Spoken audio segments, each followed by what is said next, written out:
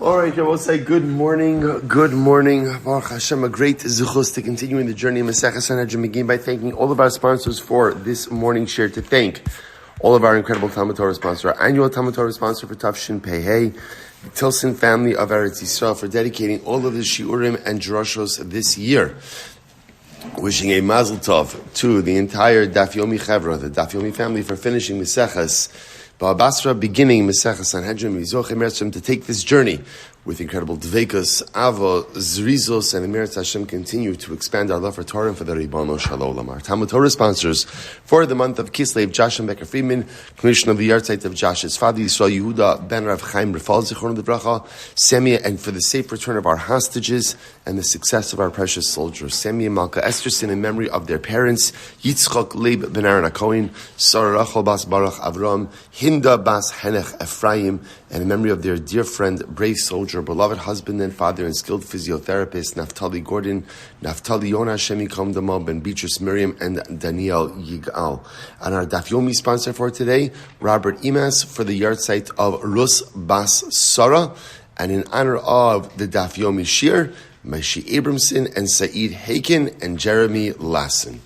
Beautiful. Okay, sheyichyeh and Adina Hirsch, dedicating the shir this morning in memory of her cousin Eliezer Botzer, who fell today. This is mamish like yesterday while defending Am Yisroel and Eretz Yisrael. Yehi zichro baruch. I was saying, of course, and we always dedicate our learning in the zechus of our precious hostages. May HaKadosh Baruch Hu, Hashem, bring them home b'shalom and b'karov, and on the zechus of our holy soldiers, may HaKadosh Baruch Hu allow them to be successful b'chol ma'aseh yadei. I will say, I just want to also begin with a tremendous note of Hakar Satov. So I know that some of you probably received a collective 14 text messages from me and 25 WhatsApp messages, and I just want to thank everyone who participated so generously in this campaign. Baruch Hashem, an overwhelming Siyata D'Shmai from HaKadosh Baruch Hu. Thank you to all of our ambassadors. Thank you to all of our captains. We'll send out more detailed thank yous, but really just to thank you. We had a Daf Yomi page. A thank you to everyone who participated so generously on that, and everyone, all of our captains, all of our ambassadors, all the people who mamish worked so hard to bring this to fruition. The campaign is still open. We're in bonus round now. Baruch Hashem. And we're going to keep going. We're going to keep bonusing until the Chanuka Sabayes Emeretz Hashem on January 19th. So our new goal is $1.5 million, which I believe that we will Emeretz Hashem exceed as well. But just to thank you to everyone, and thank you to all of your generosity. Really, just we have something very special, something very beautiful, and that's all because of you and all because of our extended kihila. Thank you all very much. And again, if I bombarded, and it wasn't me, it was actually Jeremy Lassen. But if we bombarded your inboxes with the messages and it got annoying at a certain point, I'm sorry. But Baruch Hashem, it worked. And just thank you very much. Baruch Hu should continue to Emeretz Hashem bless all of our efforts with incredible success. We should be Zoch Emeretz Hashem to move into our Mikdash Ma'at, our new Mikdash Ma'at, B'sha'a Tova U'Mitzlachas, and continue to grow in Rabbi Andam L'Makom, Rabbi Andam L'Chavero, and Emeretz Hashem continue to swim through the Yam Shel Talmud together for many years to come. With that, let us begin. A lot to do today. Baruch Hashem, today's daf is daf Gimel. We are at 3. We are picking up Emeretz Hashem on daf Beis Amud Beis 2b Tana Mahin Dine Mamonis. So that is Ulamai, which is 2, 4, 6, 8, 10, about 11 lines off from the bottom. So let's say, remember again, what we established in yesterday's daf was actually one core point, which is when the Mishnah said Dine Mamonis B'Shlosha, what it meant was like this: monetary law is adjudicated by a court of 3. And what do we mean when we say monetary law? Gzelos v'chavalos. Cases of theft and cases of damages. What don't we mean? Loan disputes. Loan disputes are not included in this opening statement of the Mishnah. So obviously, now the Gemara says, okay, so when you say that loan disputes are, let's say, different than other dinei mamonis, how is it that loan disputes are different? So what's the pshat? Ulamai. What do you mean when you say loan disputes are different? See if you say that maybe when it comes to the adjudication of loan disputes, that you don't need a beis din of 3. So that can't be. So the Gemara says, "Lo ben nishlosha v'ha'am Rabbi Yavo shnayim shadanu dinei mamanis l'divra kol in dinei din." We're going to say that if two people adjudicate the case of monetary law, ultimately, again, their judgment is not a proper judgment. So you see from here that for monetary law, you do need a beis din of three. So I will say, so again, we're trying to, what we've established is that loan disputes are excluded from the first line of the Mishnah. That when we say dinei mamanis, right, monetary law, that does not include loan disputes. So now we're trying to figure out, so how is it that the adjudication of loan disputes is different than other forms of monetary law? So if you want to say that loan disputes don't require a beis din of three, that's clearly not correct. It's clearly not correct, because the Gemara just says over here that if you adjudicate loan disputes with a beis din of two, then halacha l'maisa against such a din is not a proper din. Elo d'lo ba'inan mumchin. Interesting. So I'll say, so rather it must be that perhaps for loan disputes, you don't require experts. Now what does that mean? So Rashi is in the wide lines, 2, 4, 6, 8 lines in.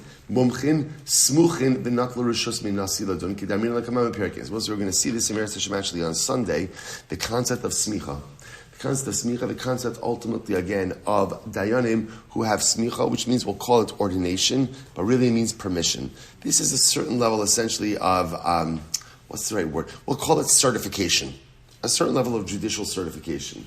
So maybe by regular dinei mamanis, you really need dayanim who are smuchin, who have smicha, and maybe by loan disputes, you don't need smuchin. Or mumchin, I should say, experts.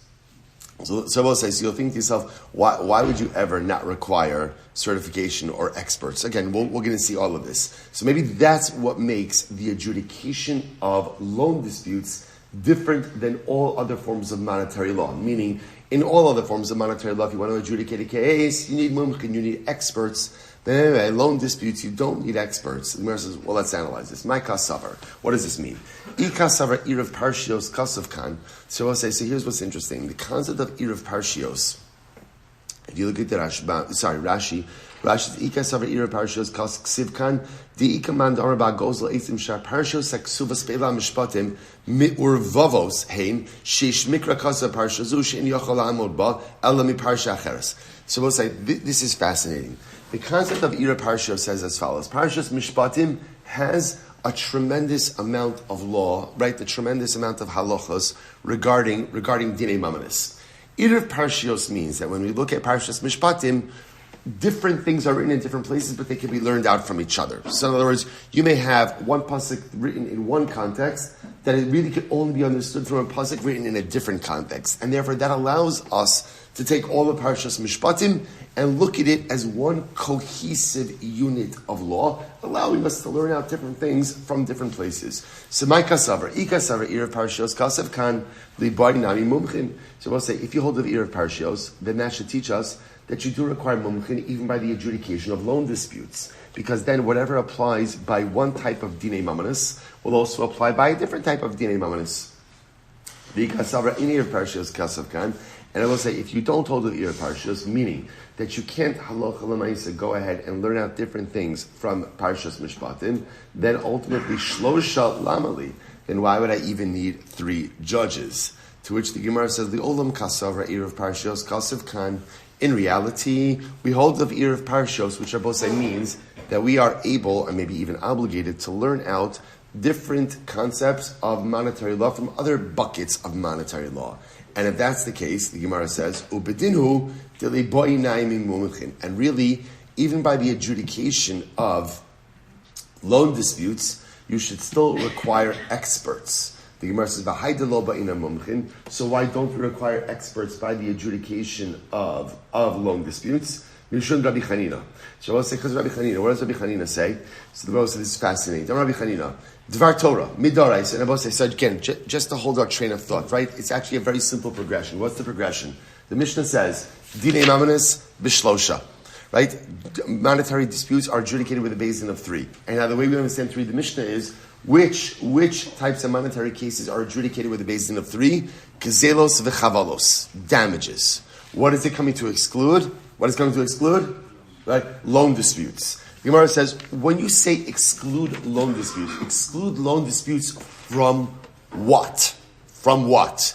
To which the Gemara, bless you, to which the Gemara is essentially answering, exclude loan disputes from the obligation of expert judges. Meaning, in all other cases of monetary law, you not only need a beis din of 3, but you need a beis din of mumchin, of experts. When it comes to loan disputes, you just need 3, you don't need experts. That's what the Gemara is suggesting over here. So the Gemara says, now why is that?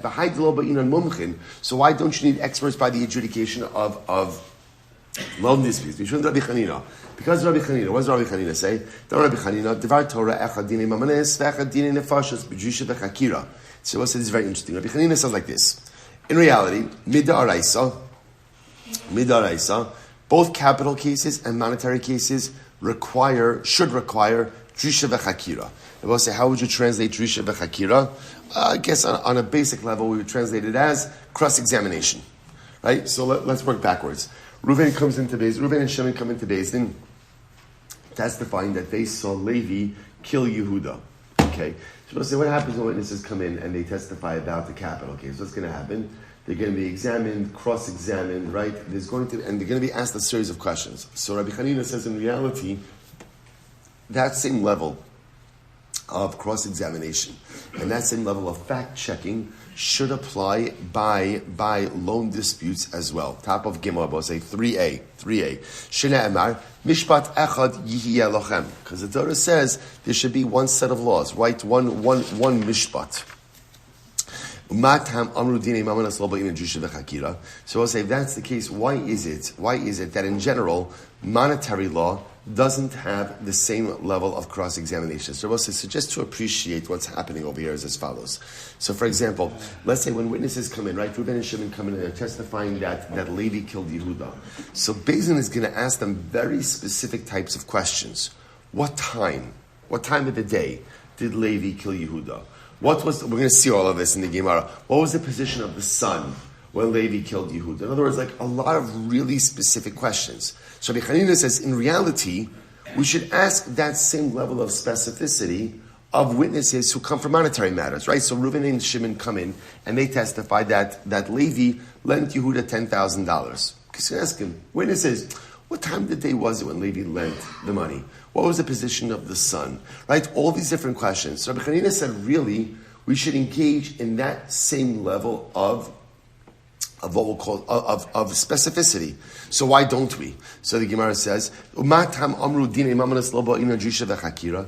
is it that Chazal said that monetary law doesn't require this level of cross-examination? Why? In order not to close the door in front of lenders. What does this mean? So take a look at Rashi, third line down from in Rashi. People are going to stop to lend. Shema yichbar va'edim yitu velote edusa mechuvenes. Because we're going to say, what's going to happen? Imagine the following case, right? Levi lends Yehuda $10,000. So what's going to happen? Yehuda says, I don't know what you're talking about. Right? I don't even know who you are. You don't owe me any money. And what's going to happen? So they're going to bring it to Beis Din. If the witnesses are subject to significant cross-examination, let's say the witnesses don't know the answer. I don't know what time it was when I saw Reuven lend Shimon. I don't know. I know that it was the 19th of Kislev. That's what I know. I don't know anything more than that. So we'll say, what's the problem? The problem is then the case is going to get thrown out. Well, if the case gets thrown out, then Reuven's not going to want to lend money. Why not? Because we'll say again, remember, lending money from a halachic perspective is always, I want to say this the right way, but a little bit at a financial disadvantage. Meaning, in other words, you're not charging interest. Right? You're not, so again, not a disadvantage because what HaKadosh Baruch Hu tells us to do. But already, again, it's not the same as regular lending.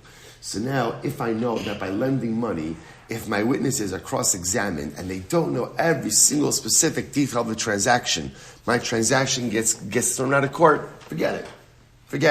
So therefore, it's fascinating. So the Chanina sounds like this. Even though in reality, so financial transactions should be subject to the same level of cross-examination as capital crimes, but in order not to close the door in front of lenders, which means in order not to prevent people from lending money, Chazal relaxed the cross-examination requirements of witnesses to financial transactions. Isn't that incredible?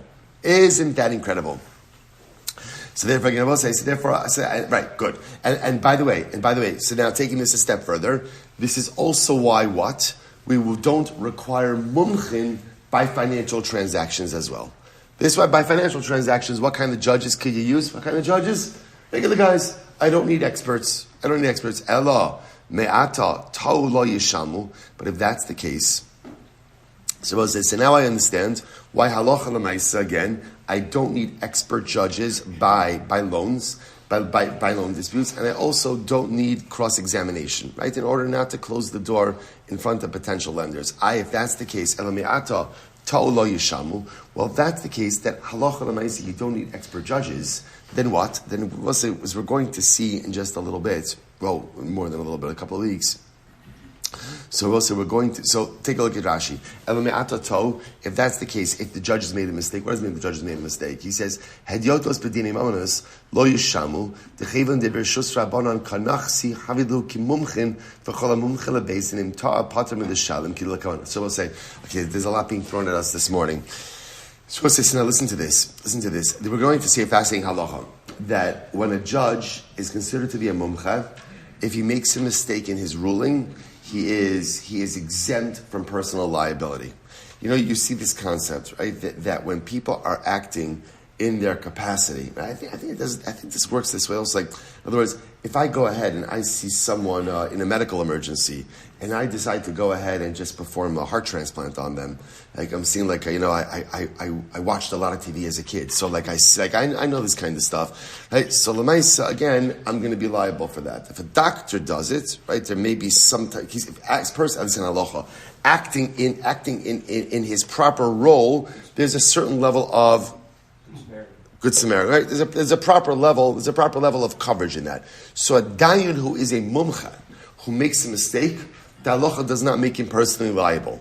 A regular guy who decides to play a dayan, right? A regular guy who decides to play a dayan and then rules erroneously has personal liability. So now the Gemara says, 1 second. If you're telling me that you don't need experts by monetary law, so therefore, again, halacha l'maisa, if the dayan makes a mistake, he should be personally liable. To which the Gemara says, no. Kol shekein sha'atan. I'm sorry, he should not be personally liable. In other words, say if you don't need a mumche by monetary law, so that means again, the non-mumche, we'll call him the hedyot, the regular guy, is acting with rabbinic permission.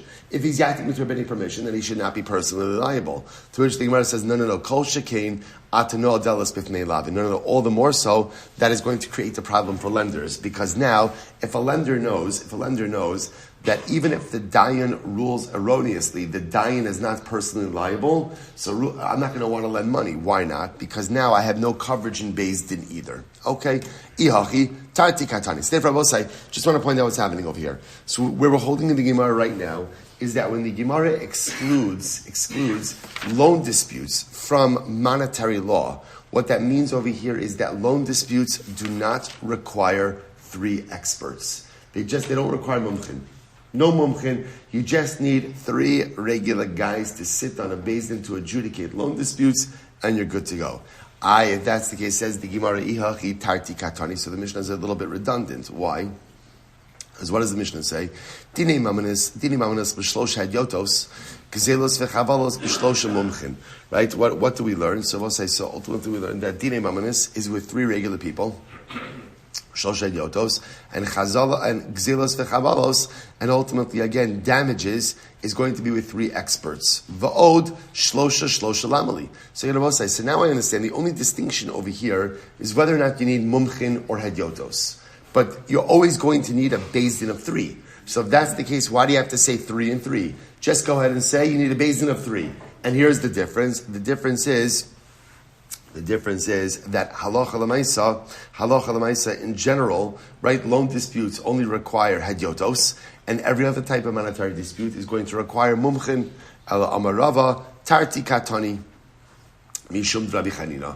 Rather, I will say ultimately again, both are stated in order to satisfy the position of Rabbi Chanina. Take a look at Rashi, right across Tarti Katani.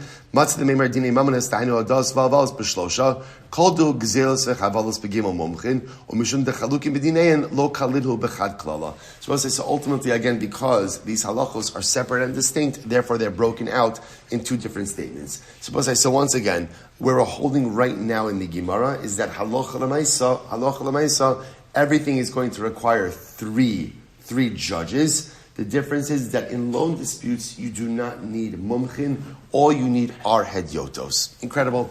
Ravacha breid Rav Ika Amar b'da'araisa chad nami kasher. Okay, so Rabbi say, get ready for this. Ravacha breid Rav Ika says something dramatically amazing. He says that mid'araisa, even one judge is enough by halvos, by loan disputes. Shneimar b'tzedek tishbot amitecha. Because the pasuk says, with righteousness shall you judge your fellow. It's singular. So what do you see from Moshe? Isn't that wild? So ultimately, again, really when it comes to loan disputes, even one judge is enough. Says the Gemara, Al Mishum Yoshvei Kranos. What are we concerned about? It's incredible. What are we concerned about? Watch this. If you put this all together, right? If by loan disputes, number one, I don't need mumchin, I don't need experts. And now you're telling me I only need one. Rabbi, what's going to happen? Who are you going to find? Yoshvei Kranos. Who are Yoshvei Kranos? So literally it means people who sit in the corners. What it means is Yoshvei Kranos are just people who just sit around. In other words, they're not doing anything productive with their time. So the assumption over here is that if you're not doing anything productive with your time, you are getting yourself into trouble. And we're concerned, if you look at Rashi says over here, Tagrin, Shein Bekian Betiv, Deina Dinan, V'yiskas V'chayev Esazakai. So Rashi says over here refers to merchants, or generally Yoshvei Kranos, refers to people who are just not productively occupied. So we're concerned over here that if you don't need mumchin and all you need is one person, what's going to end up happening? You're going to find someone who's just really inept, and he's going to end up adjudicating, and it's going to be a disaster.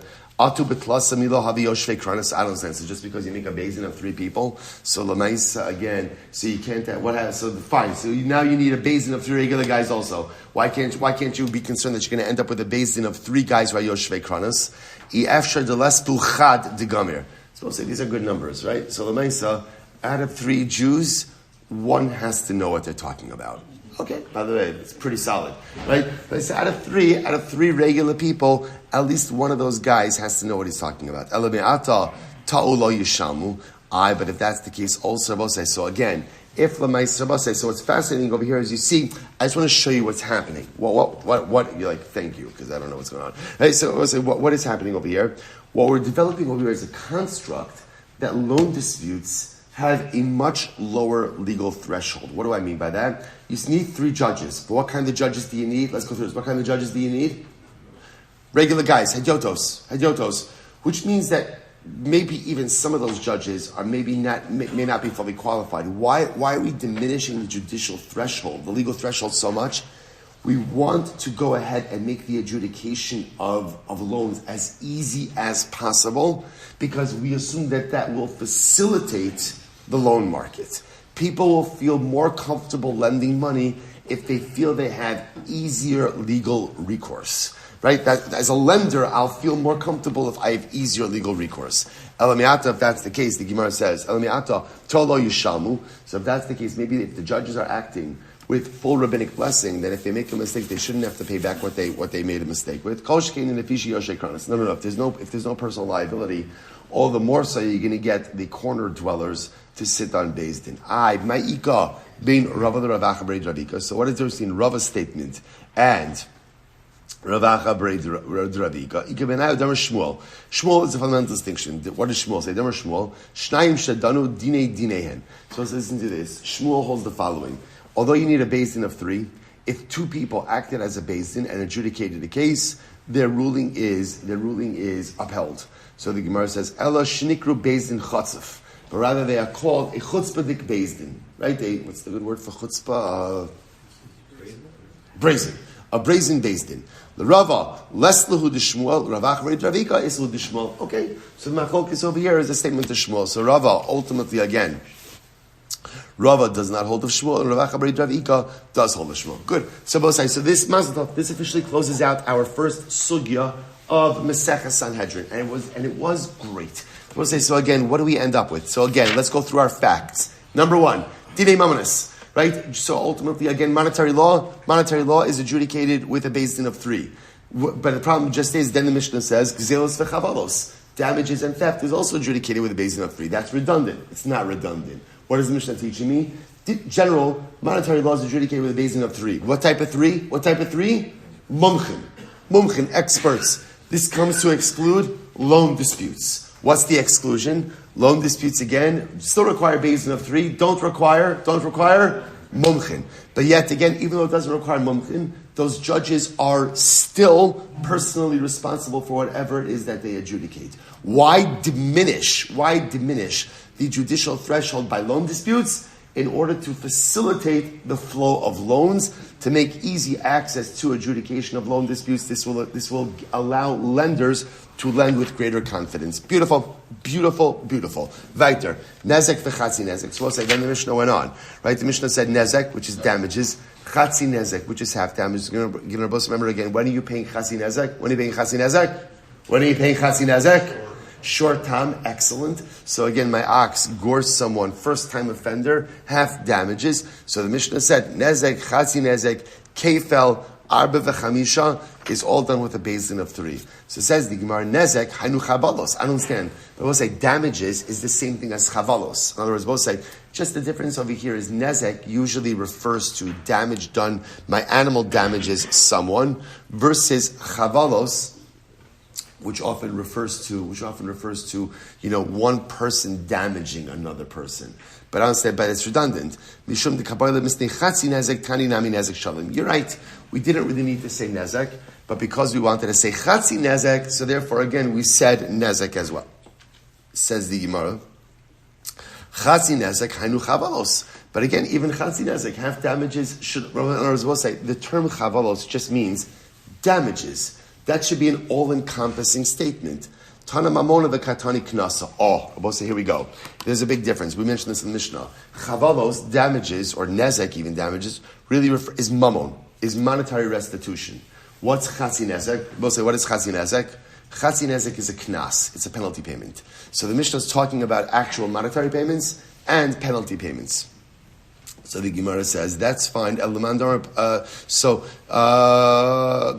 chalamandamra palga niska knasa. So that makes sense according to the opinion that says that chatzi nezek is a knas. But according to the opinion that says chatzi nezek is not a knas, but rather again, what is chatzi nezek? Half damages is mamon, is money. What is there to say? Remember again, our Baba Kama days. These are Baba Kama days.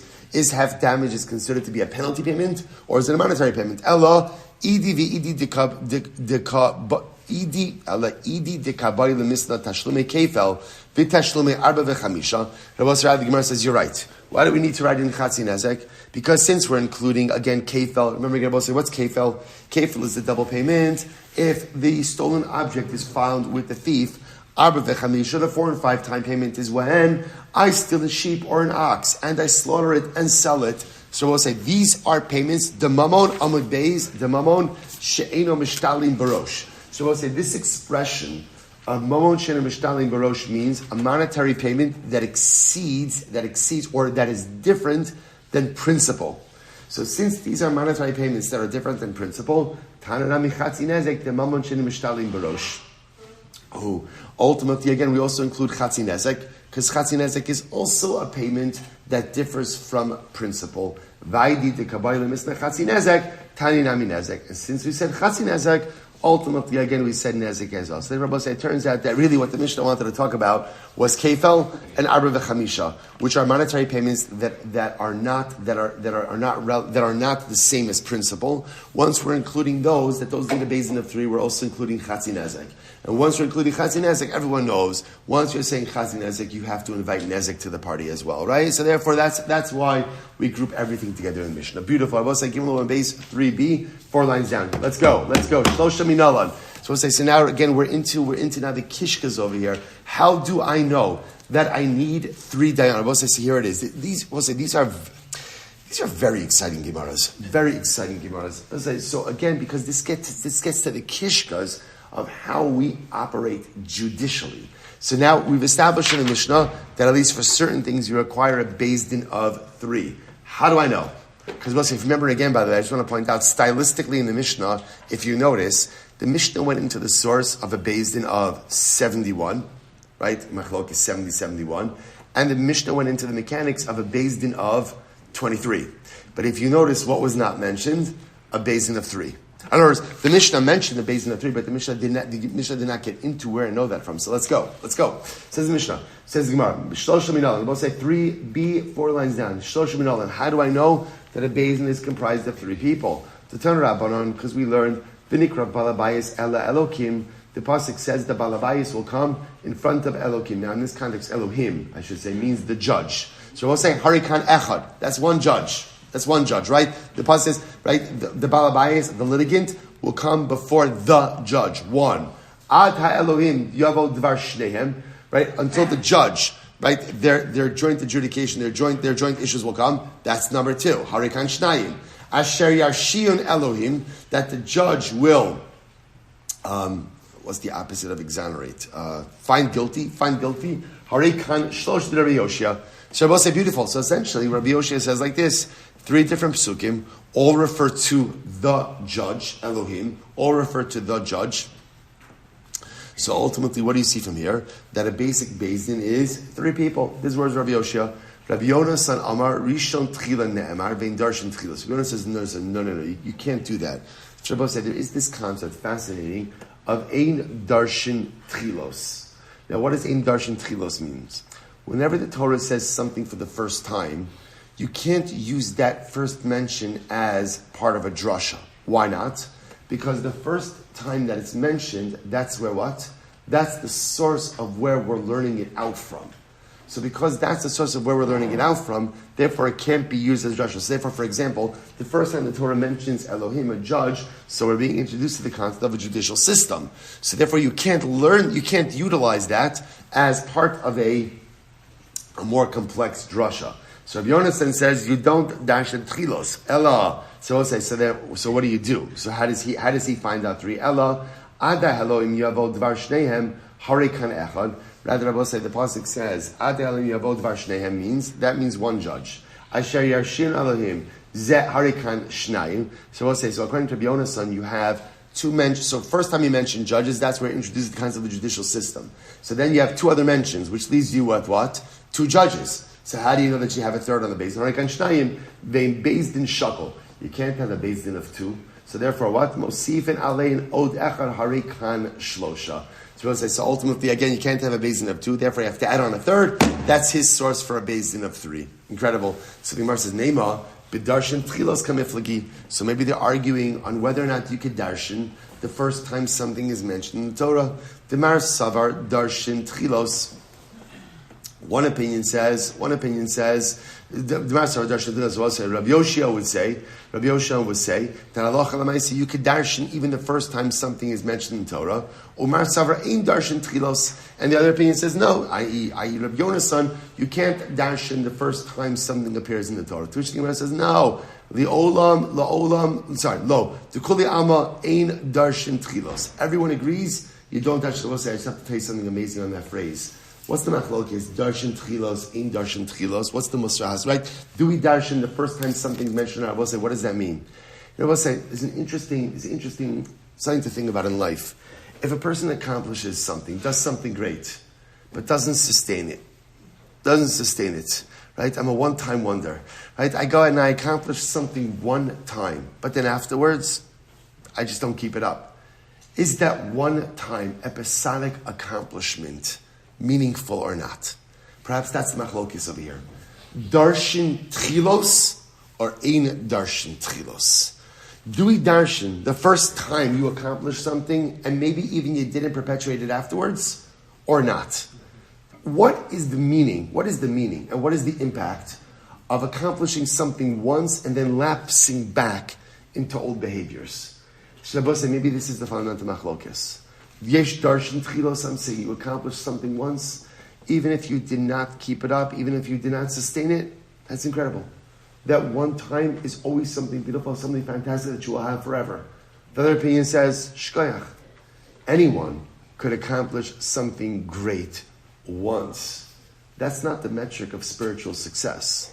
The metric of spiritual success is the ability to accomplish something once and then what? And then perpetuate it afterwards. That's our machlokes. Darshan tchilos or ein darshan tchilos. How do we paskin? About to get ready for it. Lo, the kuli ama ein darshan tchilos. Wow. So how do we paskin? The Gemara says, you're right. Now, halachically, you can't. The first time the Torah test says something, you cannot go ahead and utilize that first statement as part of a drasha. And I will say, perhaps hashkafically as well, the true metric of our spiritual middle, of our spiritual success, is not in the ability to do something once, but rather again, it's in our ability to do something once and then perpetuate it afterwards. It doesn't have to be forever, but anyone could muster up the courage and the ability to do something once, right? That's darshan tchilos. The avoda of the yid is, yes, find the courage, find the spiritual courage to do something once, and then find the strength to perpetuate it to whatever degree possible. So the Gemara says, Amalek Rabbi Yoshia, Imkain, Neimakra, Venikra Balabayis ala Shofet. So Rabbi Yoshia will say like this, but if that's the case, the pasuk could have said, the Balabayis should come to the Shofet. My Ella Elohim, why does it go ahead and use Lashon of Ella Elohim, which makes it symmetrical with the two psukim afterwards? Shmamina Leminyana, that comes to teach me ultimately again for number, that a bezin requires 3. Incredible. Rabbi Yonason will say, Lishna da'alma nakit. Rabbi Yonason will say, no, the Torah is just using regular verbiage.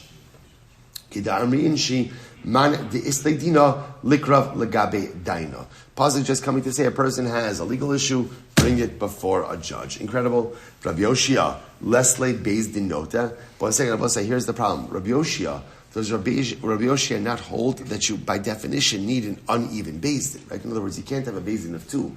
You have to have a beis din that has the ability to have a majority. Therefore, you need at least 3.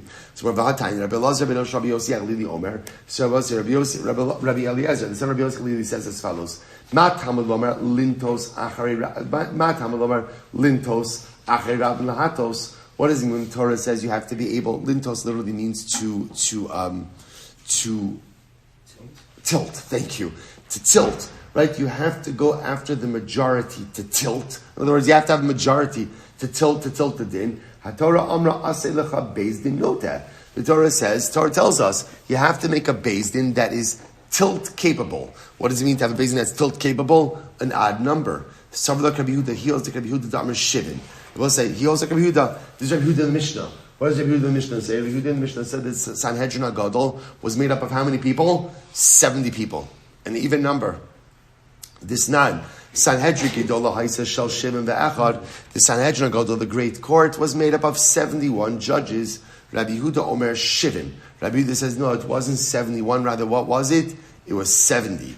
So the Gemara says, so maybe Rabbi Yoshia holds like Rabbi Yehuda, and Rabbi Yoshia also holds that you don't need a beis din that is tilt capable. Rather, even an even numbered beis din is fine.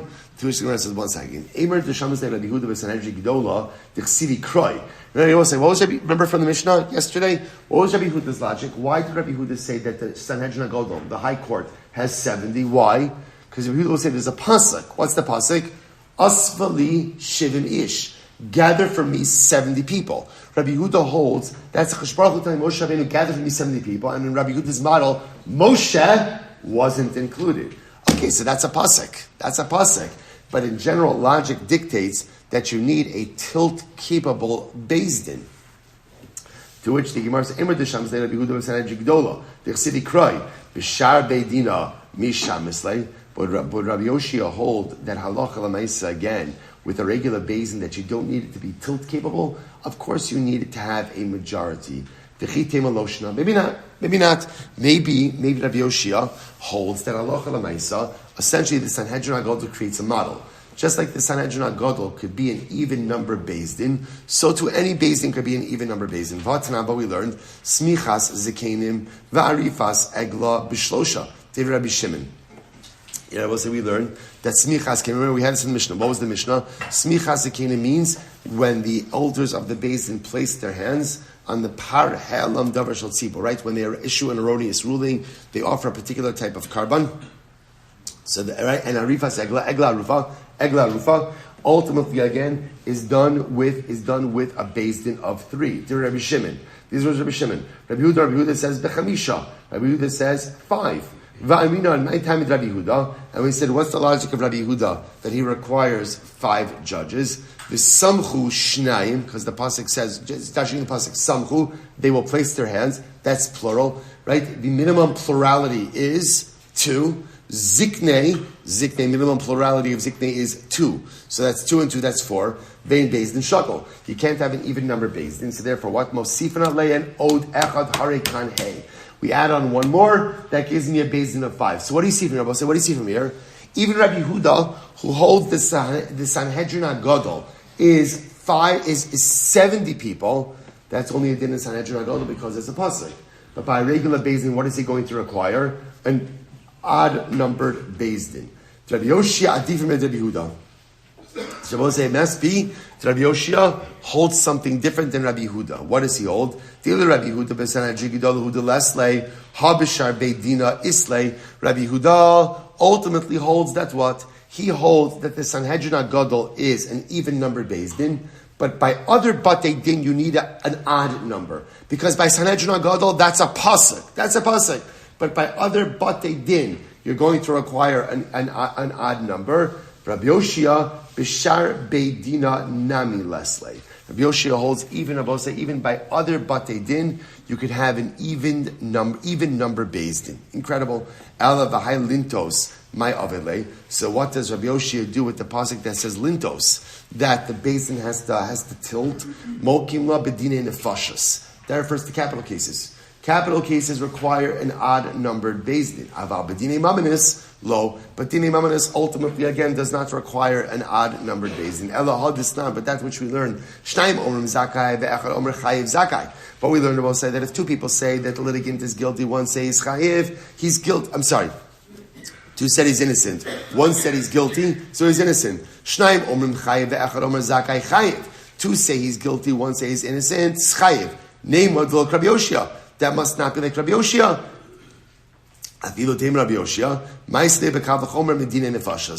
Ultimately, again, it was even Rabbi Yoshia, because Rabbi Yoshia learns from Kal V'chomer from capital cases.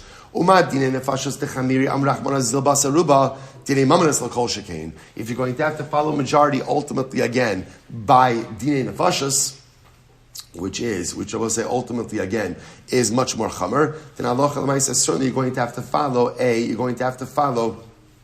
majority by Dinei Mamanis as well. So we'll say what comes out of here is as follows. What comes out halacha l'maisa is the following: that everyone is going to agree that you require an odd-numbered Beis Din by Dinei Mamanis. The machlokes is exactly where you're learning it out from. Machlokes Rabbi Yoshia and Rabbi Yonah's son. The only time we have the possibility of an even-numbered Beis Din is where? By the Sanhedrin. Right? That Rabbi Yehuda says is 70 and not 71. And even there, why does Rabbi Yehuda hold that way? Why does he hold that way? Because I have a pasuk that says Asfali Shivim Ish, Shivim Zikin. Right? I have a pasuk that says gather me 70 people, and the machlokes says is Moshe Rabbeinu included or not? But Allah Chalamaysa, again, you're going to require an odd-numbered base. Right? We'll stop over today. Also, just a special mazel to our chaver, our learner, on the engagement of his son Yeshaya. Mazel tov, mazel tov. Shemizoch Emerson to walk the chassan and kala down to the chuppah b'shah tov mitzlachas. See them build the binyan adayad. Mazel Rosai, such a schos. What a week! Finishing Ba Basra, beginning Sanhedrin. Shkayach everyone.